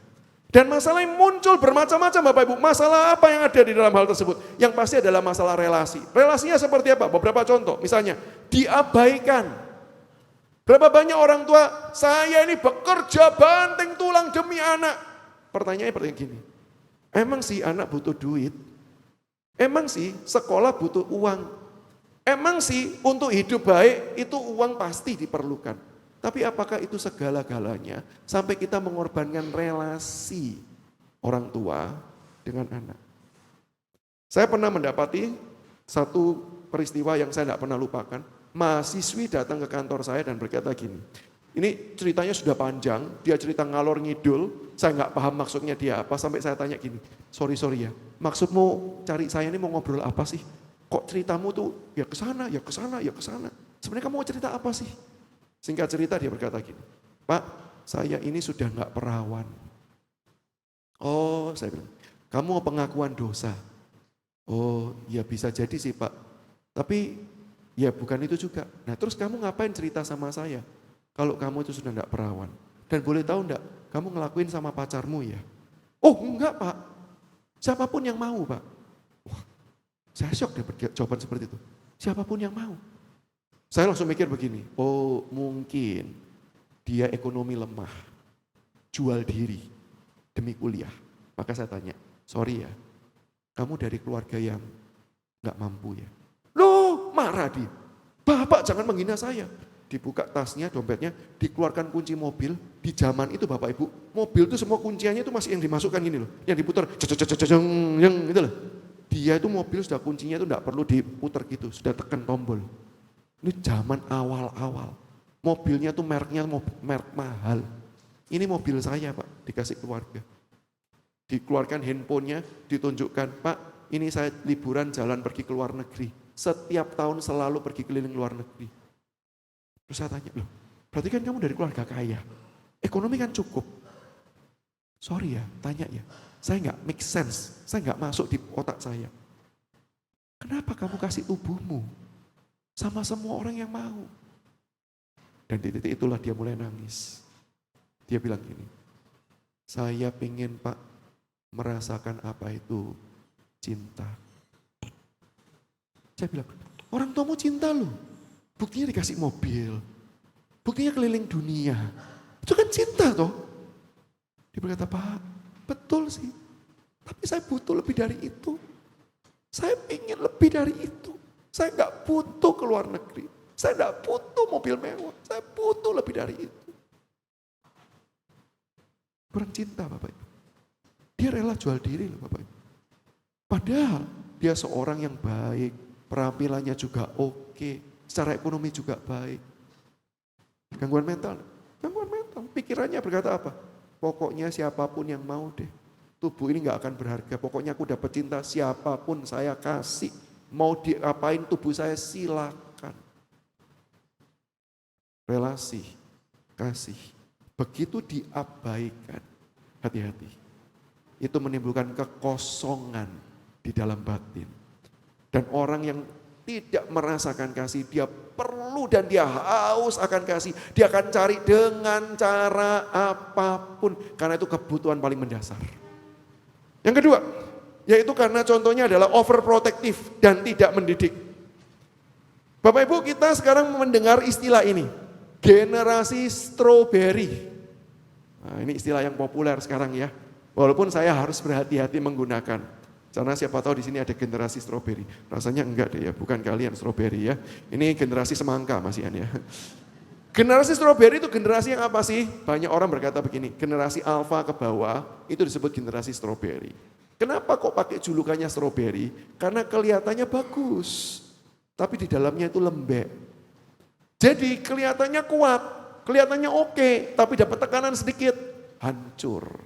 Itu istilah generasi stroberi.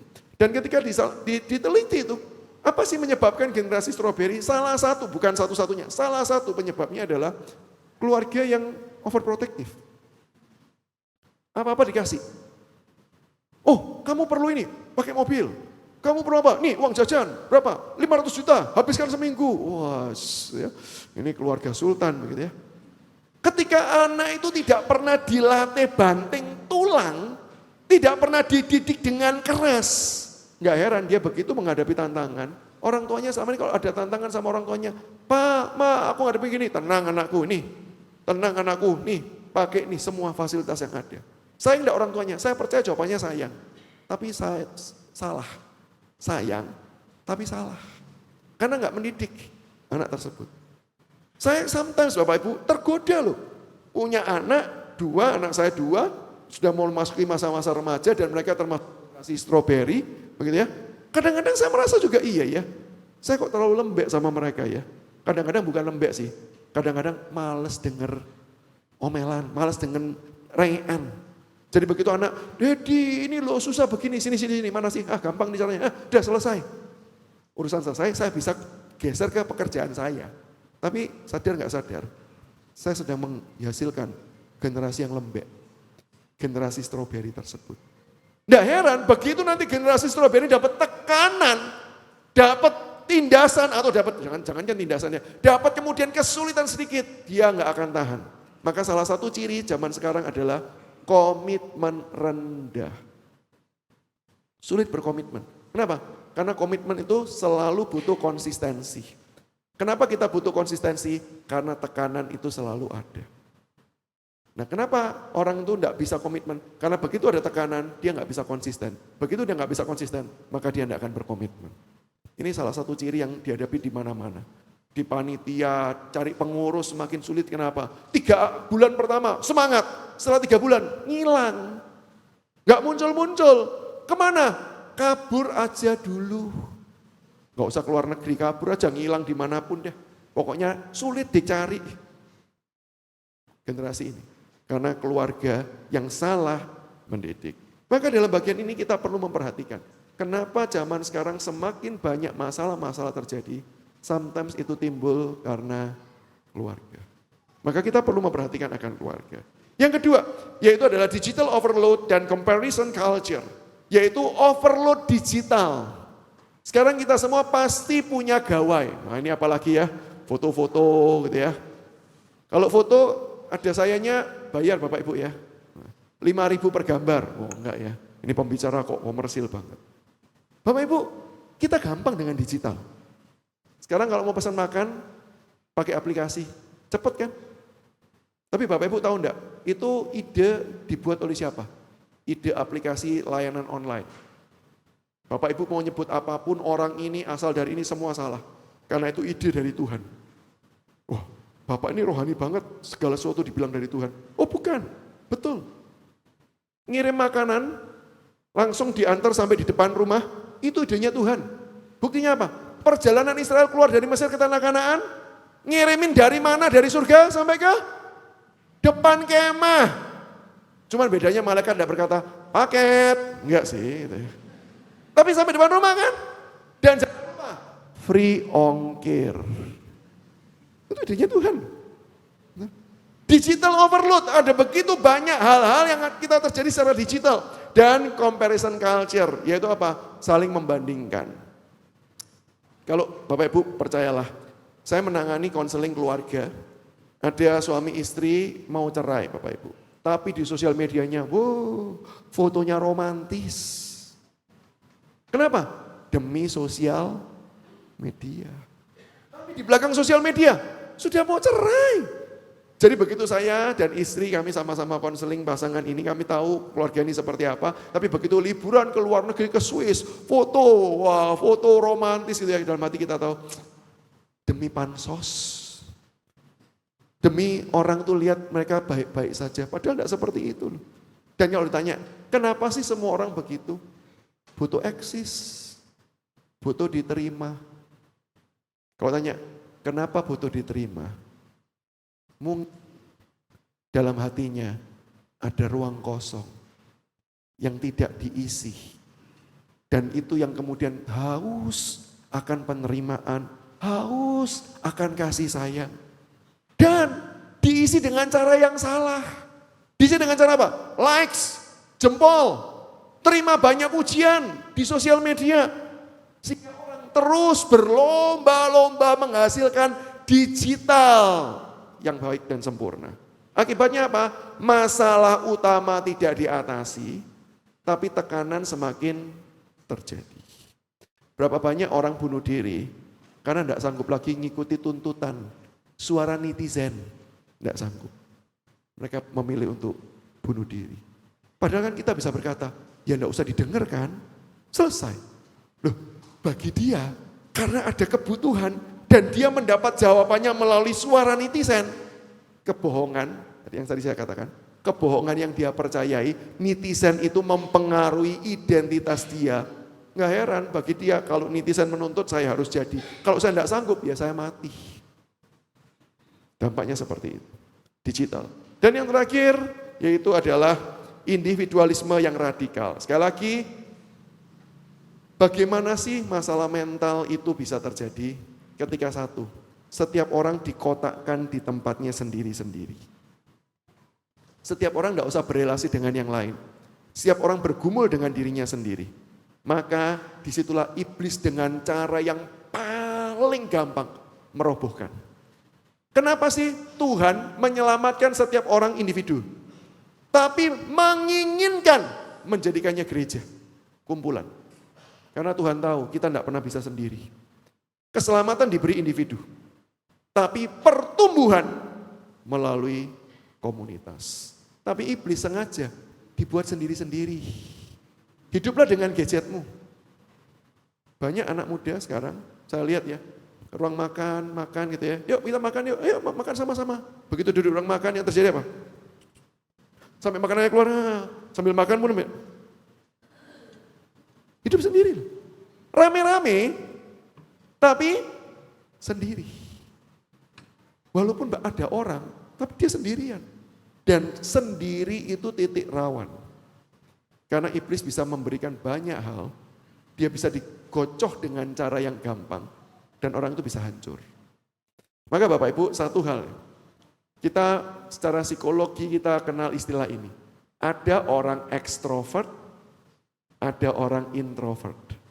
Nah biasa orang salah paham. Ekstrovert itu yang semangat, ini ekstrovert. Enggak sih, ekstrovert, introvert itu secara lebih teknisnya, walaupun tidak sangat akademis, adalah berbicara tentang kekuatan terbesar kita yang membuat kita itu bisa hidup.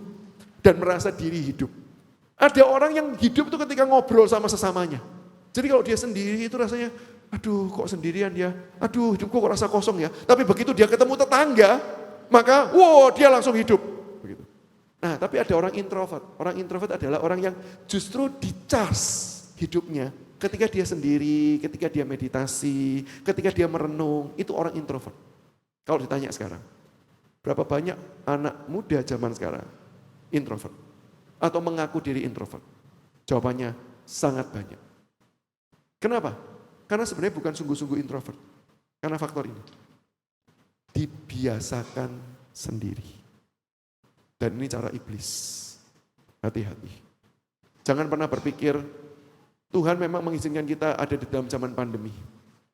Tetapi pandemi sudah lewat. Jangan pernah berpikir bahwa udahlah di gereja dari rumah aja, toh sama aja. Mau di rumah, mau di gereja, yang penting kan hatinya. Setuju, yang penting hatinya. Tapi hati-hati, sendiri, gak baik. Maka itu Tuhan kumpulkan, yuk kumpul yuk ke rumah Tuhan, sama-sama. Ini faktor ini. Nah waktu karena sudah mau terbatas Bapak Ibu, izinkan saya menutup dengan bicara soal Injil dan kesehatan mental. Saya memulai bahwa solusi utama, yang artinya begini, tanpa ini, semua usulan-usulan yang lain tidak akan berguna. Ingat ya, saya bukan mengatakan ini solusi satu-satunya, tidak perlu cara yang lain. Tidak loh. Saya mau mengatakan ini solusi dasar. Artinya tanpa ini, yang lain tidak bisa berguna. Kita melihat bahwa kita percaya di tengah-tengah kita hidup dengan gangguan mental, kita itu bisa sehat karena Injil. Kenapa bisa seperti itu? Yang pertama, karya inkarnasi Yesus Kristus. Allah tahu dan merasakan pergumulan manusia secara langsung. Bapak Ibu, Tuhan kita itu Tuhan yang maha tahu. Tapi bukan cuma Tuhan yang maha tahu di surga karena dia Tuhan yang hebat, maka dia tahu semua hal seperti apa yang kita rasakan. Tapi Tuhan yang maha tahu adalah Tuhan yang datang merasakan jadi manusia. Bergumul dalam kedagingan kita yang terbatas ini. Dicobai hanya dia tidak berdosa. Sehingga apa? Dia merasakan pergumulan batiniah manusia. Bagaimana bisa merasa cemas, bisa merasa khawatir, bisa merasa, Tuhan tidak merasa seperti itu, tapi kedagingannya adalah kedagingan yang seperti itu. Dan ketika Tuhan punya kedagingan sama seperti kita, dan Tuhan menang atas pergumulan daging kita, itu memberikan kita pengharapan bahwa Tuhan itu juga bisa memberikan kemenangan bagi setiap kita. Tuhan tahu rasanya jadi manusia. Sehingga Tuhan tidak pernah berkata gini, gitu aja kok khawatir. Kan Tuhan berkata apa? Jangan kamu khawatir. Bapak Ibu coba cek ya. Kita baca dan kita membayangkan Tuhan ngomong jangan khawatir itu dengan nada bagaimana. Apakah Tuhan bilang gini? Jok khawatir tak? Gitu aja kok khawatir. Kamu tuh dasar imani lemah. Apakah itu cara baca kita? Saya berani jamin salah. Karena ketika Tuhan berkata jangan khawatir, dia datang. Dia tepuk dan berkata, tidak usah khawatir. Aku di sini. Itu Tuhan. Jadi Tuhan bukan marah-marah sama kita. Tuhan tahu kita terbatas. Tuhan tahu kita lemah. Tuhan tahu kita mudah diombang-ambingkan pikiran kita, perasaan kita, tidak kita. Maka itu dia pernah jadi manusia, dia tahu rasanya, maka itu cara menghiburnya. Datang dan berkata, tenang, ada. Tenang. Itu jangan khawatir yang Tuhan katakan. Yang kedua, karya pelayanan Yesus Kristus. Yesus Kristus menyentuh hidup manusia secara utuh. Dia menjumpai yang sendiri. Dia memulihkan yang terluka. Tuhan tahu, Tuhan menjumpai kita dan dia cari. Itu pelayanan Yesus. Sehingga Bapak Ibu, tadi kalau kita perhatikan ya, contoh, masalah-masalah emosi atau masalah-masalah mental seperti depresi, kecemasan, biasanya ujung-ujungnya adalah mengurung diri. Orang yang paling sederhana, mungkin kalau zamannya Bapak Ibu dan zaman saya terakhir-terakhir ya, kalau putus cinta, itu kan sendiri ngeliatin hujan dan berkata, bumi pun tahu betapa perihnya hati ini. Maka dia menangis bersama-sama dengan aku. Kan gitu kan ya. Kan sendiri kan ya. Bukan kumpul sama teman, hibur aku dong, aku lagi putus cinta. Kan enggak loh. Banyak orang ketika sedih, ketika depresi, dia lari sendiri. Dia ngurung dirinya sendiri. Kenapa? Itu dampak dosa. Baca Kejadian pasal 3. Setelah manusia ambil buah yang enggak boleh dimakan, kok telanjang? Aduh, bikin dosa salah sama Tuhan, malu nih. Begitu malu yang terjadi apa? Begitu Tuhan datang, bukannya Tuhan, sorry lu, aduh, maaf ya. Bahkan mungkin kalau Adam bisa pakai banyak bahasa, Tuhan maaf ya, sorry ya, tuwe puji ya. Apalagi ya, minta maaf ya, saya sudah berdosa. Enggak, sembunyi. Sendiri. Cara setan. Tapi tahu apa yang terjadi? Tuhan melihat yang tersembunyi. Dan Tuhan kejar. Tuhan cari. Itu Injil. Maka ada seorang yang dirasuk setan di Gerasa. Dikatakan dibawa oleh setan itu pergi ke tempat pekuburan. Yang artinya apa? Terputus secara sosial. Dan keluarganya tidak cari lagi. Kenapa? Tidak bisa disembuhkan kok. Sudahlah, dianggap mati aja. Tapi yang menarik ketika Yesus sampai di Gerasa. Baru turun dari kapal. Orang itu muncul. Orang yang dirasuk setan itu muncul. Karena setan yang bawa. Terus sujud menyembah. Terus ngomong gini. Apa urusanmu dengan aku? Hai anak Allah yang hidup. Perhatikan ya. Yesus baru turun nih dari kapal. Jret. Baru datang nih. Si sono yang datang tuh. Terus tanya. Apa urusanmu sama aku? Kalau Yesus memang gak ada urusan. Kalau memang Yesus tidak bermaksud, harusnya Yesus jawab gini, loh kamu yang cari aku harusnya tanya, apa urusanmu sama aku? Kan begitu. Halusinasi. Oh bukan Pak, bukan. Setan itu memang membawa dia karena setan tahu Yesus datang dengan maksud. Maka itu dia tanya, apa urusanmu dengan aku? Karena Yesus tahu yang sendiri itu. Dan dia cari yang sendiri itu. Hal itu memberikan kita pengharapan. Ketika kita itu bahkan Bapak Ibu, di tengah-tengah depresi kita seperti orang-orang lain kita mengurung diri kita sendiri. Apa yang membuat kita tahu bahwa kita bisa sehat? Injil. Karena kita lari dari Tuhan, tapi Tuhan kejar dan tangkap kita. Itu Injil. Yang selanjutnya Bapak Ibu, karya kematian Yesus Kristus Allah masuk dalam titik terdalam kehidupan manusia. Kematian itu kan titik terdalam. Yesus pernah mengalami kematian secara jasmani. Dia tahu titik tersebut. Dan hal itu kenapa terjadi? Untuk memberitahu kita satu hal. Dimanapun kita ada, Tuhan ada di sana. Maka pemazmur berkata begini, kemana lari menjauhi rombongan Tuhan? Ke gunung tinggi, engkau ada di sana. Ke dalam tubir laut, engkau ada di sana. Ke dalam dunia orang mati, pengakuan man rasuli, Yesus masuk ke dalam dunia orang mati. Engkau pun ada di sana. Sehingga ketika orang itu bergumul pikirannya, perasaan, bahkan Bapak Ibu, dia merasa begini. Hidupku hancur sehancur-hancurnya. Tidak ada hal yang bisa aku kerjakan lagi. Aku mati pun rasanya aku ini nggak bisa. Habis. Ada pengharapan enggak? Dalam Injil, Yesus berkata, ada. Karena dimanapun titik kita hidup, Tuhan Yesus ada di sana. Dan yang terakhir di dalam kebangkitannya, Yesus bangkit dan Yesus menyertai. Itu memberitahu kita begini. Sepanjang kita hidup dalam dunia, Yesus menyertai kita. Kata menyertai itu artinya berjalan bersama dengan kita. Jadi jangan bayangkan Bapak Ibu ya, pemulihan mental itu Tuhan kasih kayak begini nih. Aus ya, nih air. Setelah dikasih air, ditinggal. Bukan. Penyertaan Tuhan adalah dia jalan satu, Tuhan jalan satu, orang ini jalan satu. Tuhan jalan satu lagi, dia jalan satu lagi. Sehingga di titik jalan ini, kamu butuh apa? Butuh minum, nih minum, Tuhan kasih. Jalan satu lagi, butuh apa lagi? Lapar, Tuhan kasih makan. Di dalam setiap titik Tuhan itu sertai. Itu Injil. Dan kalau orang tanya gini, Pak, tapi ada masalah loh Pak. Sampai mati. Gak selesai-selesai masalahnya Pak. Terus gimana? Ketika mati ketemu siapa sih? Ketemu Tuhan kan. Maka Tuhan berkata, setelah terima Kristus, kamu hidup dalam dunia Tuhan sertai, mati pun Tuhan langsung ketemu dengan aku. Ketemu Tuhan secara langsung, tanpa batas, bahkan menikmati sukacita terbesar. Maka bukankah kita bisa berkata apa? Puji Tuhan. Tidak ada hal yang bisa menghancurkan kita. Tidak ada hal yang bisa melepaskan kita dari kasih Kristus. Tidak ada. Karena karya Kristus yang final dan total. Maka Bapak Ibu, sekarang secara cepat, secara praktisnya bagaimana? Satu, dalam Injil seseorang akan menemukan makna hidup dan pengharapan di dalam setiap tekanan kehidupan. Maka sederhananya begini Bapak Ibu. Kalau kita sudah Kristen, maka bersyukurlah. Karena Injil itu yang memelihara kita. Bisa enggak kita punya tekanan mental? Bisa. Bisa enggak kita depresi? Bisa.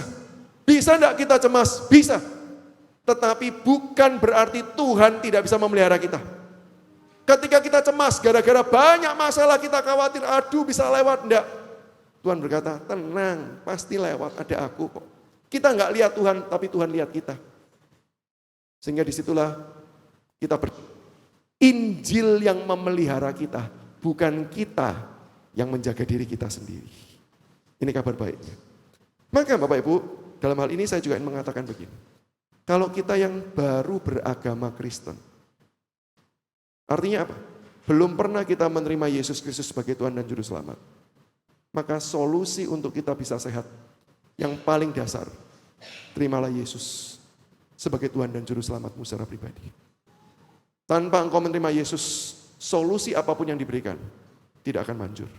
Tetapi ketika engkau menerima Yesus, kekosongan hati, segala kebutuhan jiwa itu akan terjawab di dalam Yesus yang semakin hari kasih karunia-Nya semakin besar. Dari hari lepas hari semakin besar. Maka itu Mazmur berkata apa? Kasih karunia Tuhan selalu baru setiap pagi. Besar setia Tuhan. Yang kedua, seseorang perlu membangun liturgi kehidupan yang berpusat pada Injil. Bapak Ibu, saya mohon izin mengambil waktu meskipun saya tulis finish, karena ini bagian yang penting. Oke? Karena ini tidak mungkin saya lewatkan. Nanti poin ketiga saya lebih cepat. Yang ini saya mau jelaskan.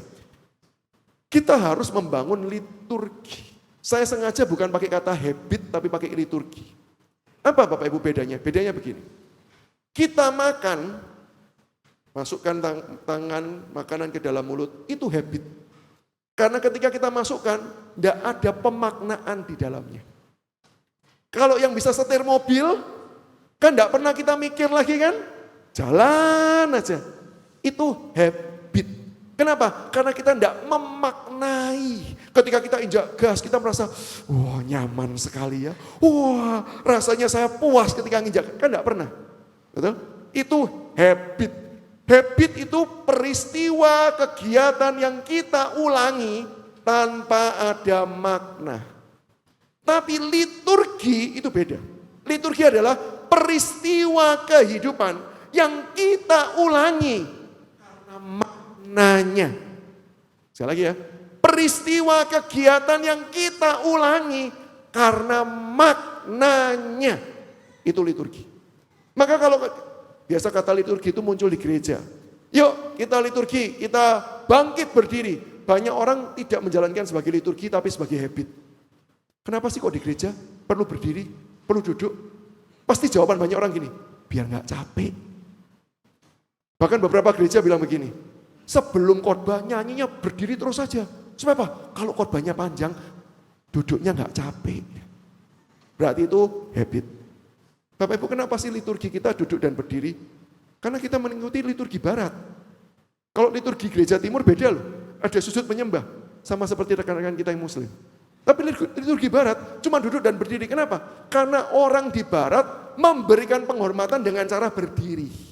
Maka itu kalau kita pernah dengar istilah standing ovation. Orang artis muncul berdiri tepuk tangan. Itu memang orang barat menghargai orang dengan cara berdiri. Jadi hari ini sebenarnya kita boleh tidak mengembangkan, nggak duduk dan berdiri. Tapi bisa jadi kita tuh sujud sembah, boleh asal memang gerejanya memungkinkan. Jangan memaksa juga loh ya, dan saya tidak mengajarkan di sini harus loh ya, enggak. Tapi yang penting adalah dimaknai enggak. Kalau nggak dimaknai, habit bukan liturgi. Nah, untuk kita tuh bisa sehat, kita tuh harus mengulang hal-hal yang memang bermakna. Satu contoh. Baca Alkitab. Baca Alkitab itu bisa jadi liturgi, bisa jadi habit. Bergantung kita memaknai enggak. Kalau kita baca Alkitab, selesai baca Alkitab gini, akhirnya selesai. Enggak utang sama Tuhan. Berarti itu habit. Berarti kita enggak senang, enggak enjoy menikmati. Tapi kalau kita betul-betul menikmati Tuhan di dalam pembacaan kita akan firman Tuhan, itu jadi liturgi.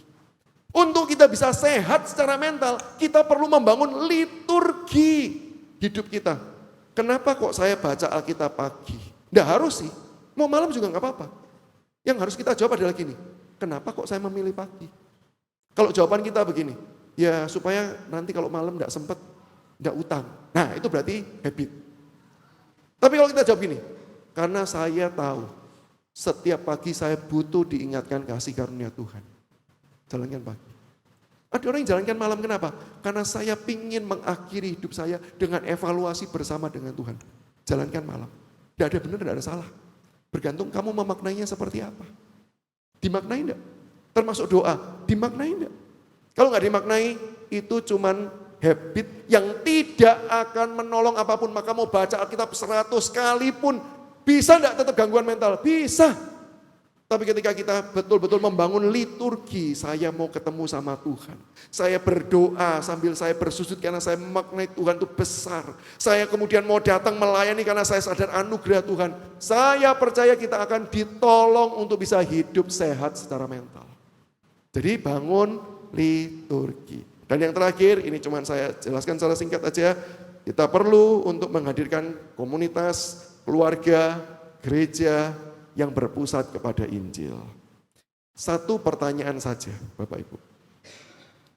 Bapak Ibu, di tempat mana sih Bapak Ibu tidak bertopeng? Bisa tampil apa adanya? Harusnya jawabannya adalah keluarga dan gereja. Kalau kita datang ke gereja dan kita bertopeng, something wrong dengan komunitasnya. Kalau kita di rumah dan kita bertopeng, something wrong. Saya kalau tanya sama anak muda, saya tanya gini, kamu punya berapa akun Instagram? Dan banyak anak muda menjawab, pasti lebih dari satu. Betul enggak ini yang muda ini? Punya berapa akun? 2, masih bagus loh. Mahasiswa saya punya 4. Saya bilang, enggak bingung tak kamu? 4 akun. Buat apa aja? 1 buat keluarga, pendeta, hamba Tuhan, dan gereja. Itu tampilannya yang paling bagus-bagus. Bajunya paling rapi-rapi. Kalimatnya, puji Tuhan, haleluya, amin. Akun kedua, cari gratisan. Berburu free giveaway dan lain sebagainya. Supaya orang nggak tahu siapa yang dapat giveaway ini. Padahal saya. Yang ketiga, ini buat geng saya. Geng rasan-rasan. Tampil apa adanya di geng. Di mana keluarga nggak ada, dosen nggak ada. Maka kalau dosennya bencekno, buka akun Instagram yang ketiga itu. Komentar di sana. Begitu. Kalau di keluarga, saya tanya anak muda, kalau kamu nggak berani undang orang tuamu, di akunmu di mana kamu tampil apa adanya, berarti di keluarga kamu fake, palsu. Pertanyaannya, kenapa? Kenapa kamu nggak bisa? Jangan-jangan something wrong happen there. Nah, biarlah ini menjadi bahan evaluasi kita. Karena tanpa komunitas yang berpusat kepada Injil, kita selama-lamanya akan berjuang sendiri dan kemungkinan besar akan jatuh. Kasih karunia Allah hadir melalui komunitas. Saya berhenti sampai di sini. Terima kasih dan mohon maaf sudah lewat dari waktu.